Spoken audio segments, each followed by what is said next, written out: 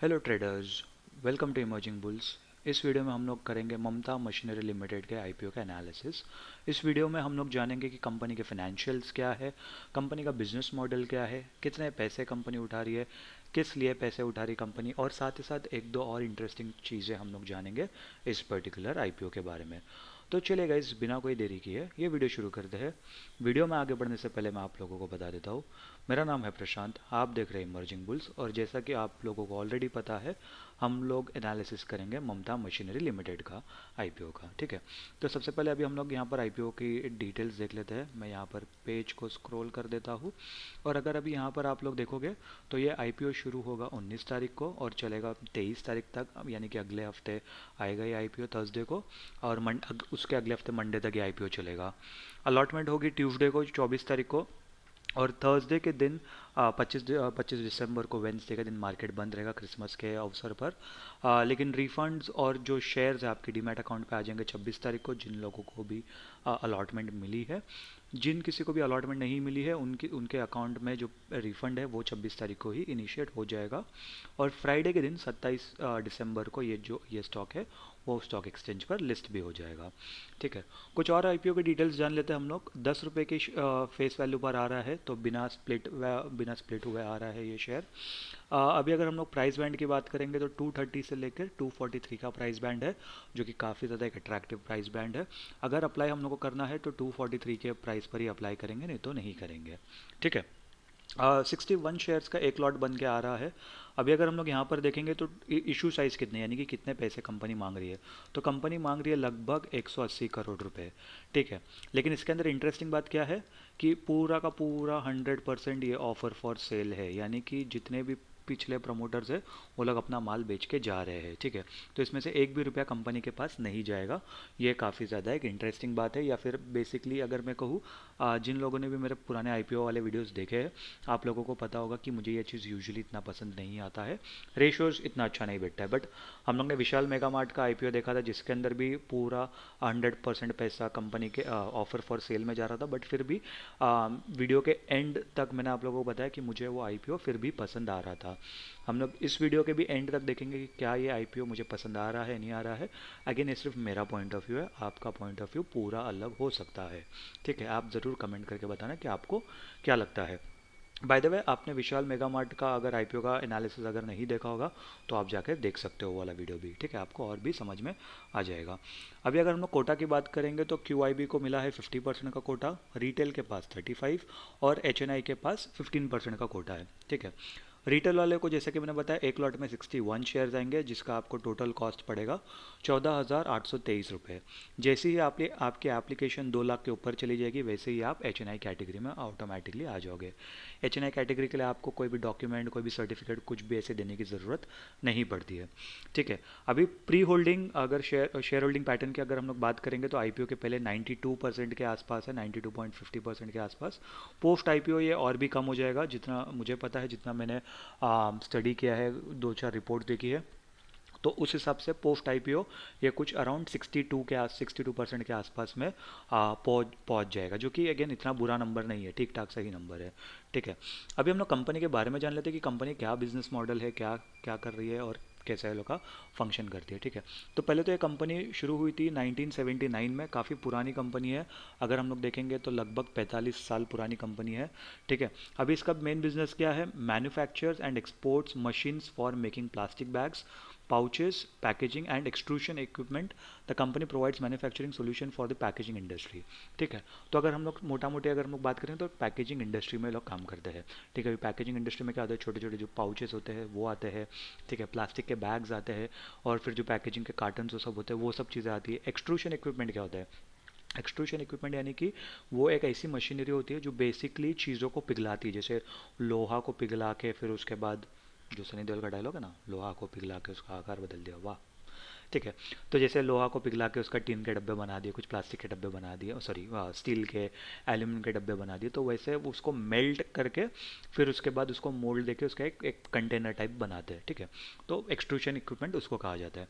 अभी अगर हम लोग कंपनी का बात करेंगे, मतलब अगर इन लोग के क्लाइंट्स की बात करेंगे, तो कंपनी किस किस को केटर करती है? एफएमसीजी इंडस्ट्री को केटर करती है। और इन लोग के क्लाइंट कौन कौन है? बालाजी वेफर्स काफ़ी बड़ा क्लाइंट है, मतलब इसके नाम, इसके हम लोग ने वेफर्स खाए, इसका नाम सुना है डेफिनेटली।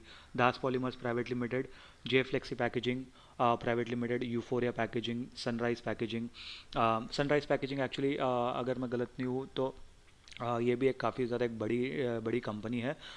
अगर कभी आपने इसका कोई भी प्रोडक्ट जिसके अंदर ये पैकेजिंग यूज़ होती है आपने यूज़ किया तो ज़रूर कमेंट करके बताना।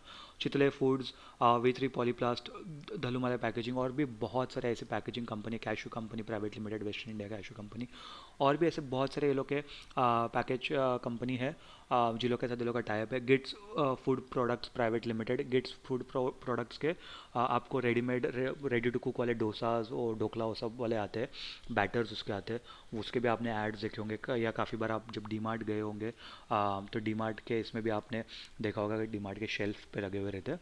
By the way D mart से याद है कि डी मार्ट के ऊपर भी मैंने टेक्नो फंडामेंटल एनालिसिस के ऊपर एक वीडियो बनाया था, अच्छा खासा एक डिटेल्ड वीडियो बनाया था, आप वो जाकर देख सकते हो, आपको उससे भी काफ़ी ज़्यादा इंसाइट्स मिल जाएगी। ठीक है, अभी चले कंपनी के बारे में और भी कुछ समझते हैं हम लोग को, और समझ में आएगा कि कंपनी का यूजुअली और बड़ा मतलब और अच्छी तरीके से बिजनेस मॉडल समझने की कोशिश करते हैं। तो अगर 31 मई 2024 तक अगर हम लोग देखेंगे तो company has exported machines to over 75 countries. The company has international offices in Bradenton, Florida, Montgomery, Illinois, as well as sales agents in over 5 countries across Europe, South Africa and Asia. तो 75 countries में ये लोग ने already machines in लोग की install कर दी है या एक्सपोर्ट कर दी है।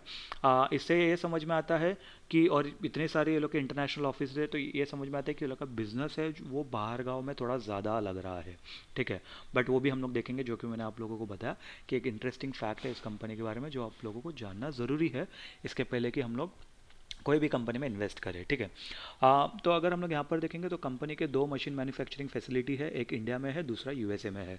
तो डेफिनेटली अगर यूएस में अगर कोई कंपनी का एक क्या कहते हैं मैन्युफैक्चरिंग फैसिलिटी है तो वो काफ़ी ज़्यादा एक इंटरेस्टिंग चीज़ हो जाती है, क्योंकि इससे ये भी पता चलता है कि यूएस वो सब जगह से या एक्सपोर्ट का कहीं ना कहीं ये लोग के पास अच्छा खासा प्रेजेंस है, जो कि अच्छा भी हो सकता है बुरा भी हो सकता है। मैं आप लोगों को ज़रूर वीडियो के आगे मैं बताऊंगा ये चीज़। ठीक है, अभी अगर हम लोग यहाँ पर देखेंगे May 31 2024 तक कंपनी के पास 87 skilled engineers and application experts है, इलेक्ट्रॉनिक्स में, मैकेनिक्स में, सॉफ्टवेयर एंड डिज़ाइन में। अभी जैसा कि ऑलरेडी हम लोग ने ऊपर देखा कि कंपनी पैकेजिंग इंडस्ट्री को मशीन्स बेचती है, लोग पैकेट नहीं बेचते, लोग प्लास्टिक के बिजनेस में नहीं है। ठीक है, ये लोग सिर्फ जो भी कंपनी जो प्लास्टिक के बिजनेस में है वो लोग को जो भी रिक्वायर्ड मशीनरी चाहिए रहता है ये लोग वो मशीन्स बेचते हैं। ठीक है, तो इसके लिए लोग का electronics, mechanics, software engineers, designers, ये सब लोगों की ज़रूरत रहती है।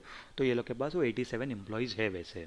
अभी अगर कॉम्पिटिटिव स्ट्रेंथ की अगर बात करेंगे, major exporter of machinery and equipment for bag and pouch making, packaging and coextrusion, blown film machinery and attachments. तो ये लोग मशीनरी भी नहीं सिर्फ उसके अटैचमेंट्स भी बेचते हैं, जैसे कि फॉर एग्जांपल अगर किसको प्रिंटिंग मशीन के बारे में पता होगा तो प्रिंटिंग की जैसे मान लो एक मशीन आती है और अगर मुझे वहाँ पर कोई एक ऐसा कुछ डिज़ाइन प्रिंट करना है तो ये डिज़ाइन प्रिंट करने के लिए मुझे एक अलग से अटैचमेंट पहले वो प्रिंटिंग मशीन को देना पड़ेगा, प्रिंटिंग कंपनी को देना पड़ेगा, तब वो एक अलग से एक मोल्ड रहता है।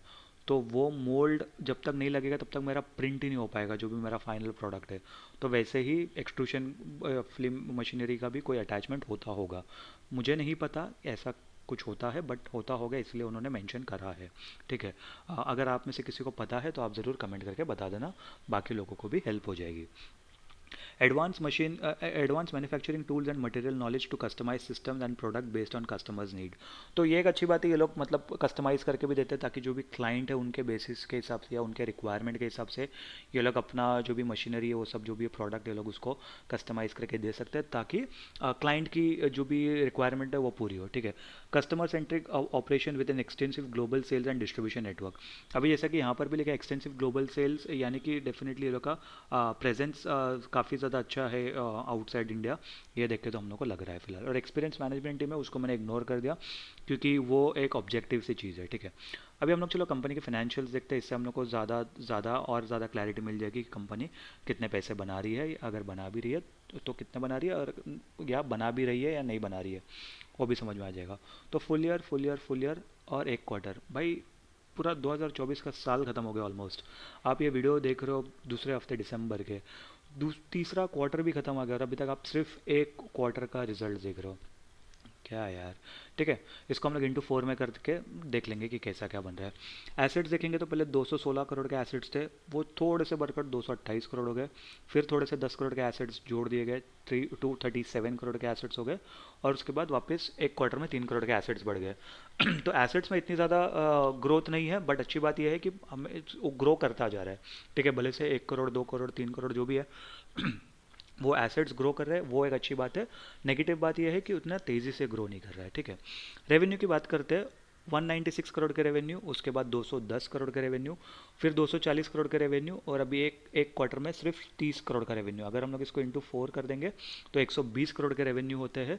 लेकिन आ, लेकिन अगर हम लोग इसको क्या कहते हैं, सेकेंड क्वार्टर और थर्ड क्वार्टर के रिजल्ट्स के हिसाब से देखेंगे तो रेवेन्यू बढ़ सकता है। रीज़न बिकॉज काफ़ी सारे जो फेस्टिवल्स आते हैं, इनफैक्ट बाहर गाँव में भी एज इन यूएस और सब में भी जो ये लोग के फेस्टिवल्स आते हैं, सब क्रिसमस और सब के दौरान आते हैं।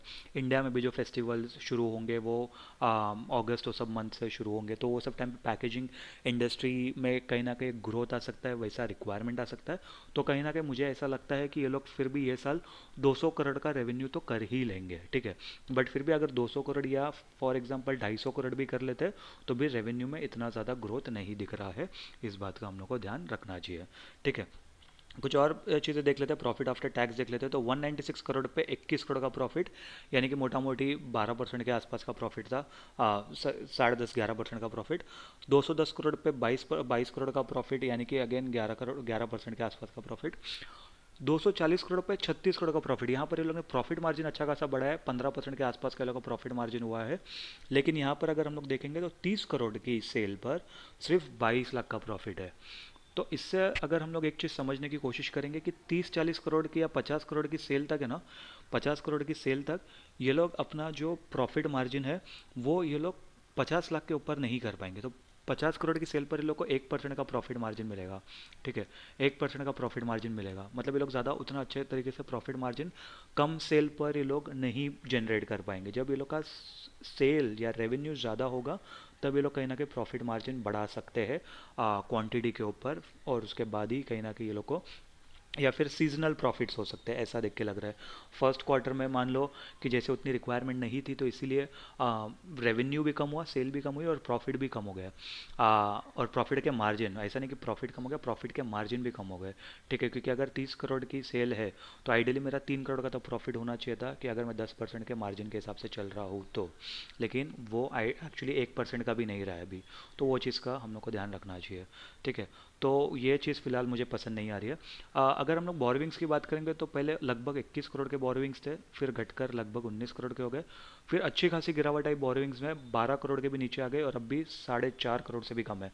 तो ये सबसे बड़ी पॉजिटिव बात है अगर इस कंपनी की मैं अभी तक की बात करूँ। एसेट्स ग्रो कर रहे थे डेफिनेटली, बट धीरे धीरे ग्रो कर रहे थे, बट बोरोविंग्स जिस हिसाब से कम हुई है, लिटरली 80% बोरोविंग्स लोगों ने 3 साल के अंदर कम कर दिए, तो वो काफ़ी ज़्यादा एक अच्छा संकेत है इस कंपनी के लिए। ठीक है, कुछ और रेशियोज़ की बात कर लेते हैं जिससे हम लोग को और पता चलेगा कंपनी के बारे में। अभी अगर हम लोग देखेंगे कुछ रेशियोज़ को, तो आर ओ ई 27.76% का है, काफ़ी अच्छा नंबर है। आर ओ सी 31% का है। डेट टू इक्विटी रेशियो 0.09% है। ठीक है, जो कि अच्छा एक नंबर है। और अगर हम लोग पैट मार्जिन की बात करेंगे तो 15.27 का पैट मार्जिन है, जो कि ये लोग ने ये वाला पैट मार्जिन लिया था पिछले साल का। ठीक है, तो वो भी एक कहीं ना कहीं एक अच्छा ही नंबर है। प्री आईपीओ इसका जो पीई रेशो है वो 16.59 का आ रहा है, जो कि एक ठीक ठाक है, इतना ज़्यादा ओवर वैल्यूड तो नहीं लग रहा है पीई मुझे, बट इतना ज़्यादा अंडर वैल्यूड भी नहीं है। अभी इंटरेस्टिंग बात क्या है, अभी अगर आप लोग यहाँ पर देखोगे ना, तो यूजुअली पैकेजिंग इंडस्ट्री या प्लास्टिक इंडस्ट्री अगर हम लोग देखेंगे तो 5% के आसपास ये ग्रो कर रही है कैगर।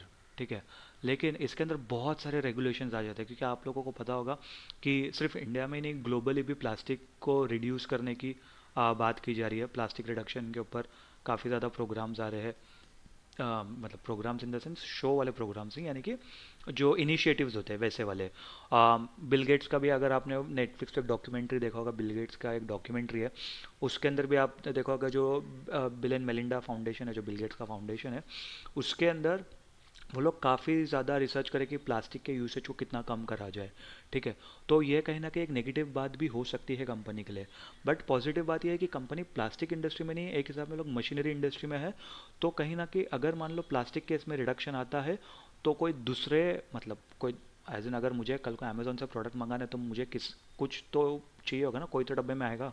अगर वो प्लास्टिक में नहीं आएगा मान लो, तो वो कार्डबोर्ड में आएगा, वो पेपर में आएगा, कुछ तो इसमें आएगा। या कोई अगर प्लास्टिक आएगा तो कोई ऐसा प्लास्टिक आएगा जो शायद से इन्वायरमेंट के लिए उतना हार्मफुल ना हो। तो कंपनी के लिए अच्छी बात यह है कि कंपनी अभी इधर इनोवेशन कर सकती है। R&D में ये लोग को ज़्यादा ध्यान देना पड़ेगा। जितना ये लोग इनोवेशंस करेंगे, जितना ये लोग अपना प्रोडक्ट को इको फ्रेंडली बनाएंगे, उतना कंपनी के लिए अच्छा होगा। ठीक है, ये एक बात का हम लोग को ध्यान रखना पड़ेगा। अभी दूसरा चीज़ अगर मैं आप लोगों को यहाँ पर बताऊँ, तो मैं इसका DRHP और RHP पढ़ रहा था। आप यहाँ पर देखोगे कि जैसा कि मैंने ऑलरेडी मतलब हम लोग ने ऑलरेडी इस पे देखा चित्तौड़गढ़ की वेबसाइट पे कि कंपनी के काफ़ी सारे जो ये है सेल्स है और बाहर यानी आउटसाइड इंडिया भी जा रहे थे। अगर आप लोग यहाँ पर देखेंगे, ये लोग का 2024 2024 2023 और 2022, यहाँ पर हम लोग परसेंटेज ऑफ रेवेन्यू देखते हैं। ठीक है, परसेंटेज ऑफ रेवेन्यू देखते हैं इंडिया में और बाकी सारी कंट्री में। ठीक है, अभी अगर हम लोग यहाँ पर देखेंगे 2022 में इंडिया में ये लोग का परसेंटेज कितना था, सिर्फ 32%।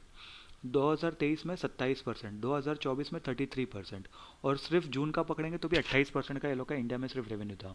यानी कि लगभग इंडिया में वो लोग सिर्फ 30% के आसपास का रेवेन्यू कमा रहे हैं, बाकी 70% रेस्ट ऑफ द वर्ल्ड है। Rest of the world. अभी इसके अंदर प्रॉब्लम क्या मालूम है कि कल को अगर किधर भी कुछ भी बड़ा इशू आ जाता है, ग्लोबल क्राइसिस आ जाते हैं, जैसे रशिया यूक्रेन का वॉर वो सब हो गया था, वैसे ही अगर कुछ भी बड़े अगर कुछ क्राइसिस आ जाएंगे तो बहुत ज़्यादा तकलीफ हो जाएगी इस कंपनी को रेवेन्यू जनरेट करने के लिए, क्योंकि सिर्फ 30% का जो पैसा है वही सिर्फ अपनी कंट्री से आ रहा है, बाकी ज़्यादातर पैसा बाहर के नेशन से आ रहा है। अगर ये उल्टा होता ना, 70% इंडिया से आता होता, ठीक है, 70% इंडिया से आता होता और 30% अगर किधर और से आता, तो फिर इतना ज़्यादा दिक्कत नहीं आती, क्योंकि हम लोग को मालूम है कि अगर 100 रुपये में से मैं 70 रुपये तो मैं कमाऊंगा ही, 30 रुपये का मुझे थोड़ा सा रिस्क रहेगा। बट यहाँ पर उल्टा है। ये चीज़ का हम लोग को सबसे बड़ा ध्यान देना चाहिए। और इसके अंदर भी अगर हम लोग देखेंगे इंडिया के बाद अगर परसेंटेज की बात करेंगे, ये रेस्ट ऑफ द वर्ल्ड को छोड़ देते हैं क्योंकि इसके अंदर बहुत सारी अलग अलग कंट्रीज आ जाएगी। बट यहाँ पर हम लोग देखेंगे कुवैत और पोर्टुगल में से लगभग 19% आ रहा है। तो 46% का जो ये लोग का रेवेन्यू है वो 3 देशों से ही आ रहा है। एक तो इंडिया हो गया, दूसरा कुवैत और तीसरा पोर्टुगल। ठीक है, US से सिर्फ 1% का रेवेन्यू आ रहा है। आइडली अगर कोई बाहर की कंट्रीज से अगर हम लोग को रेवेन्यू आता है तो US one of the top Nations होना चाहिए था, जिधर से ये लोग को ज़्यादा पैसे आ रहे हैं या ज़्यादा रेवेन्यू आ रहा है रादर।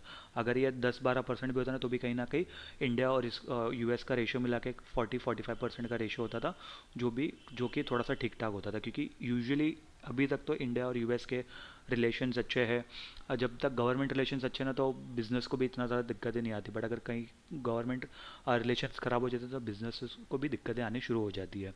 ठीक है, तो वही एक बात है, ये मुझे कहीं ना कहीं थोड़ा सा एक नेगेटिव पॉइंट भी लग रहा है। मैं ये नहीं कह रहा हूँ कि एक्सपोर्ट कर रही कंपनी तो बुरी बात है, बट सिर्फ जो रेशो है, जो 70-30 का जो रेशो है कि 70% बाहर से आ रहा है और 30% सिर्फ इंडिया से आ रहा है रेवेन्यू, वो कहीं ना कहीं मुझे इतना ज़्यादा इंटरेस्टिंग नहीं लग रहा है।